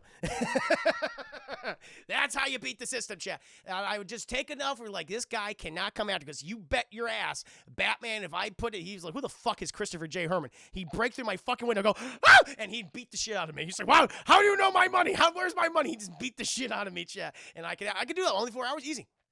Easy. Go to all the ATMs, go to the bank, boom, boom, boom, boom, boom. Get all this really quick, run to my house, fucking, here's the money right there. And go back to just being Bruce Wayne. And none the wiser. None the wiser, chap. Just say Martha. I'm not going to say Martha, because then he'll beat me. He'll stop me. I'll eventually say Martha when he stops beating me up. That'd be good. But just that. Or okay, say if I'm not Bruce Wayne, I got to do something. I kill all his villains. I'd go to Arkham, be like, I got to kill all you guys. I would kill them secretly, though, because if I have Batman smarts, if I'm smart, I'd be like, all right, a poison capsule for you. Joker, Riddler, Penguin, Two-Face, dead. Just I was like, there you go. He paralyzed me. No, he wouldn't kill me, but he'd make sure I wouldn't walk again. I would definitely kill. Now, that's what I have to do. Yeah, kill the villains, but make some money for myself. Maybe I'll do that. I'll make some money. I'm like, that's a good deal. I deserve to be paid for this. I'm going to do what he should have done years ago. Make some money, not take too much out. I want to be greedy enough where it's like, hey, this life-changing amount of money here. Like, hey, $20,000 can be life-changing amount of money for someone, Chad. Depending how you spend it, how you invest it. But I take like $100,000. Oh, perfect. I'm not too greedy. $100,000, easy. Cash out of the ATMs, mostly you can get like 5,000. So I don't use ATMs, but you can get like 5,000 out of them. Go to the bank, take like, hey, I want to get 20,000, 2,500. You're good. Then I kill the Joker, and then I kill the other villains too. But I would not. But But using Batman smarts, I would make sure that he'd be like, oh, what the fuck, how did these die? How these guys die? But he wouldn't know. He wouldn't know. They just happened to die. So he wouldn't feel bad. So no one would be hurt. No one would be hurt, Chad. I did your job, Rich, exactly. And I would get some money from it. Everyone would be none the wiser. And I would be like, hey, I could live the secret. I killed those fucking criminals. It'll be good. That is how I would do it. Like that mutated broccoli.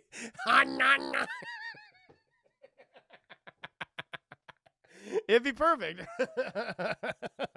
So I hope that answers your question, Color Me Hazel.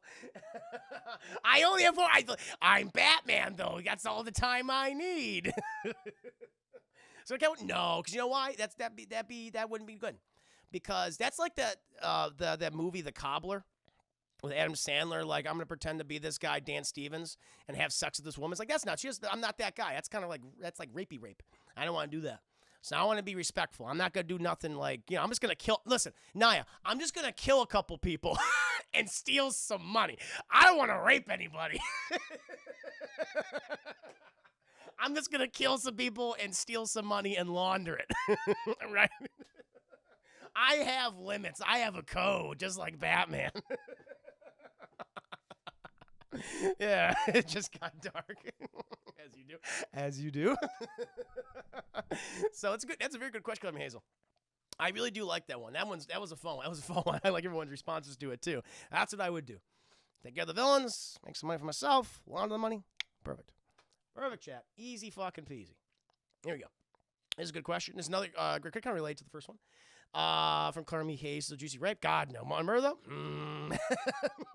If you had the world's attention for 30 seconds, what would you say? You can't promote any of your social media platforms, Twitch, Patreon, or OnlyFans during this time. That'd be selfish, of course. However, you may promote Josh Wine if you're so inclined. If I had the world's attention, chat, for 30 seconds, all eyes were on me for 30 goddamn seconds, I would say, we live in a society.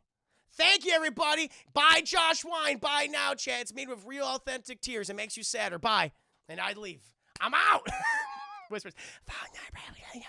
Do it. Do it right now.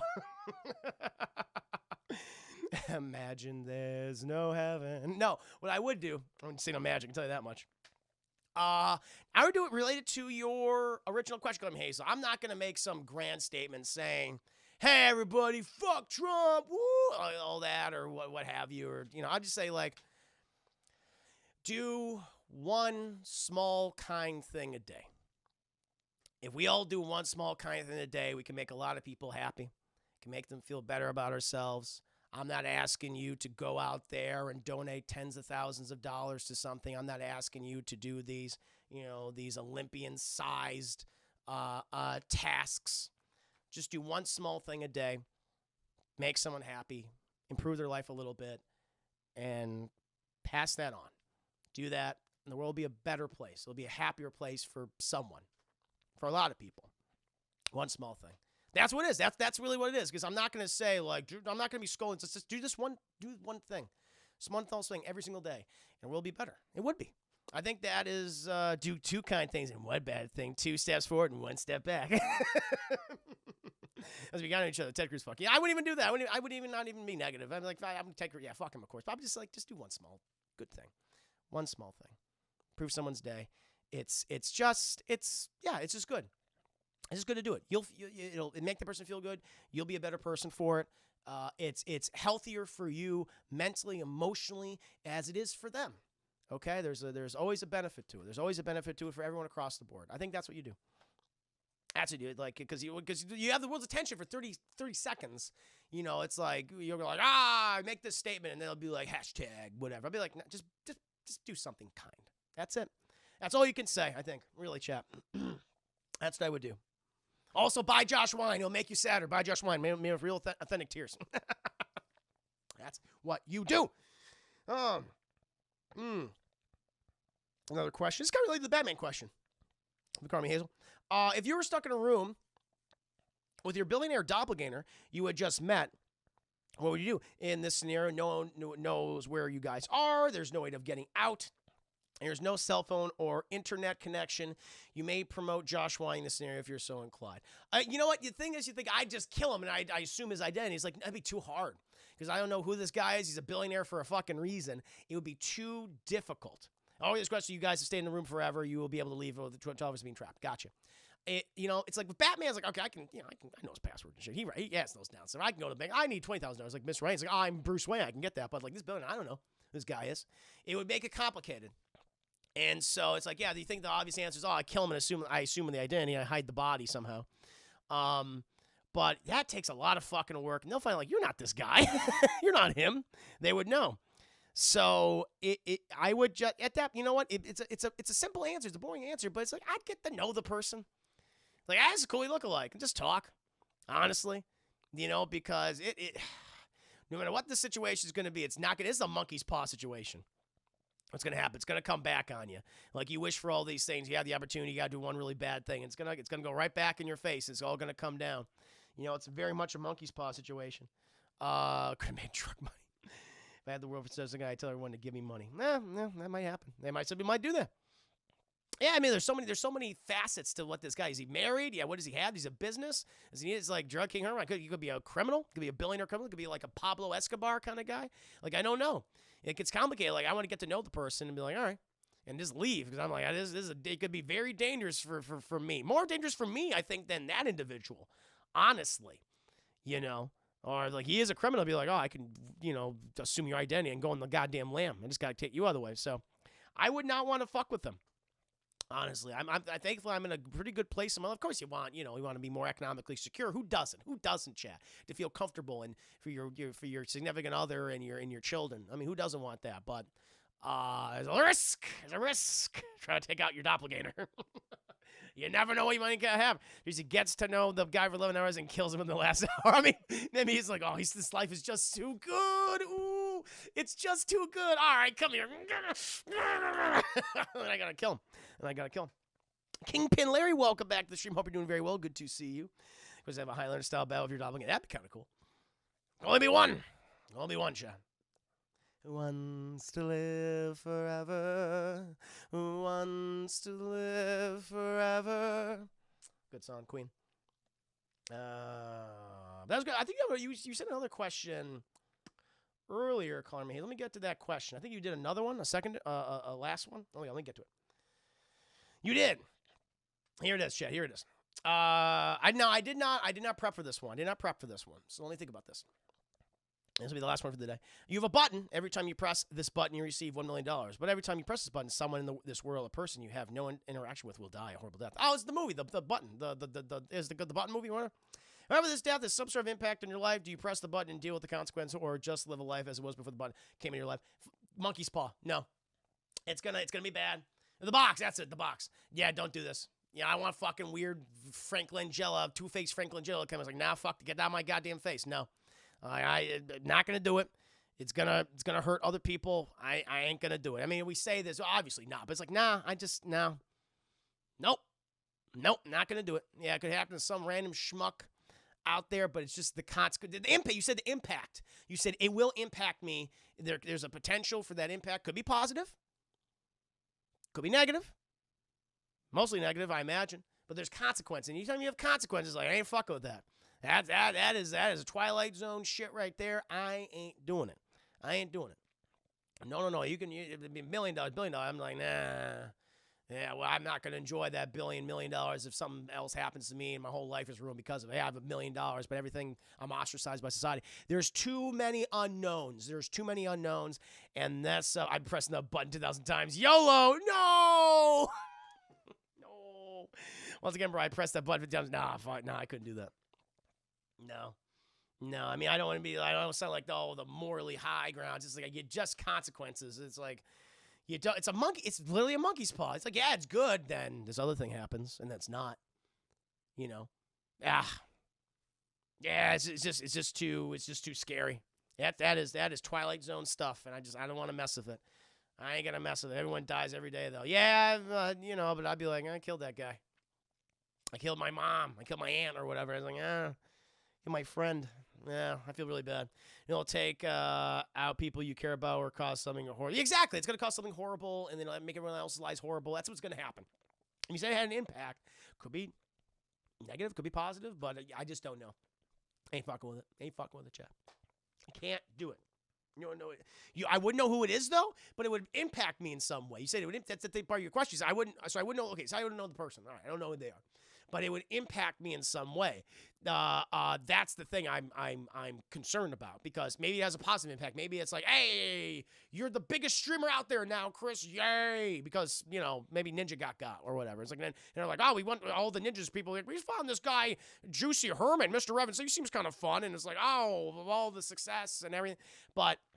It could also have another thing. Like, that's a possibility. There's too many unknowns, Chad. I just don't want to. YOLO. I'm using YOLO. I should have called you out for that earlier, Nia Brownie. It's just too many. It's just, I don't like it. I don't like it. It would just make me very concerned. Very concerned. Every time I hear that question, I imagine someone pressing the button and a plane immediately crashing the dudes. Exactly. Because what if the fucking, I could die. Okay, so that's what happens, and I get hit by a fucking car because I won, and someone hits me with a goddamn car, chat, and breaks every bone in my body, and that $1 million used to pay all my medical expenses, and I lose it anyway, and I can't fucking walk anymore. There's too many possibilities. There's too many really concerning possibilities. I'm not going to do it. I'm not going to do it. I know that movie. I know Twilight Zone. I know Monkey's Paw. And Monkey's Paw, you always get got. You always get fucked. That's how it works, Jeff. I say YOLO, Chris. I know you do, Joshua. I know you do. Yep. You never know. You could kill the power of the plane at a glance to go crash into your house. If you were to write an episode of Twilight Zone, what would it be about? What would it be? Oh, God. I'd think about that one, Devin. That's a good question. That is a that'll take some time to think about. I love to do that. A little anthology, though. It'd be kind of fun.